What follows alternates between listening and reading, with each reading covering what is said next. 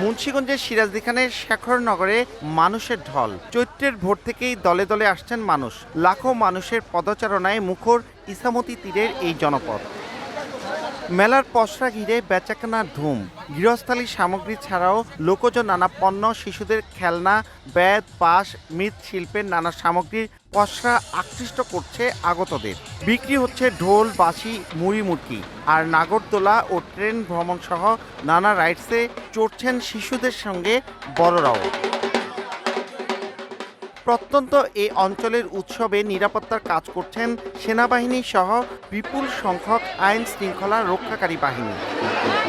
এদিকে প্রাচীন কালী মন্দির ঘিরে পুণ্যার্থীদের ঠাসা ভিড়। প্রার্থনার পাশাপাশি হাজার হাজার পায়রা ও পাঠা সহ নানা কিছু দান করছেন তারা। তাই মেলাতে পশু পাখিরও পসরা। 1971 সালে যখন আমাদের যুদ্ধটা লাগছে তখন তো মনে করেন বিভিন্ন বাড়ি ঘর ঠিক আছে পুইরা ফেলাইছে এবং গুলিও করছে অলরেডি।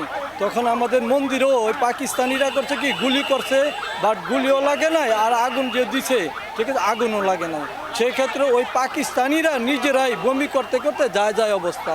পাকিস্তানি যারা এখানে মনে করেন আসলো, আসার পরে তারা চলে গেল, ওই সময় তারা আর যাইতে পারে নাই, এখানেই তারা শেষ। কখনো কোনো রাজনৈতিক পট পরিবর্তন বা যে কোনো সময় শেখরনগর সম্পূর্ণরূপে সাম্প্রতিক সম্প্রতির ঊর্ধ্বে থেকে সবাই একসাথে মিলে আমরা কাজ করি। বাংলাদেশে যে প্রান্তে বড় বড় মাছ হয় এই বাজারে মেলার ভিতরে অবস্থিত এবং সবাই ক্রয় করে এবং আমরা নিজেরাও করি। 3000-এর ঊর্ধ্বে এখানে দোকান বসেছে, বিভিন্ন পর্সা নিয়ে তারা এখানে বসছেন। এখানে অনেকেই হাজার হাজার পাঠা এবং কবিতর মুরগি অনেক কিছু এখানে যারা দিয়ে থাকেন, তারা সেই মায়ের বাসনা পূর্ণ করে, মায়ের যে বাসনা করে সেই বাসনা পূর্ণ করে দেখি মানুষ হাজার হাজার মানুষ এখানে উপস্থিত হন। অনেক আগে থেকে শুনি যে এখানে অনেক বড় রকমের একটা পূজা হয়, তো সেটা দেখার উদ্দেশ্যে এখানে আসা। মেলায় আসছি, নাতি ছেলে রেডের লাগবে, ঢোল লাগবে।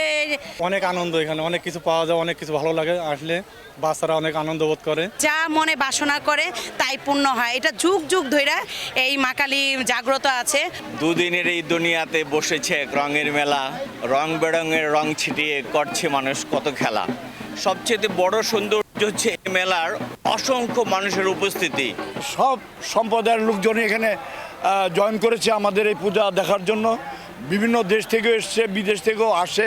জেলা প্রশাসক বলছেন লোকজ সামগ্রীর কারণে বিশেষ তাৎপর্য বহন করছে এই মেলা। এবার ঈদের ছুটির কারণে প্রসার বেড়েছে।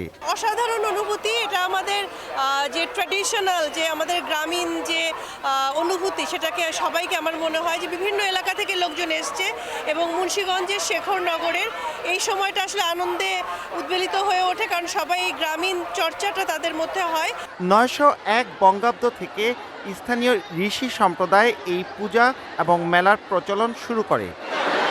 531 বছরের প্রাচীন এই গ্রামীণ মেলায় একদিনেই বেচা কিনার টার্গেট 50 কোটি টাকা।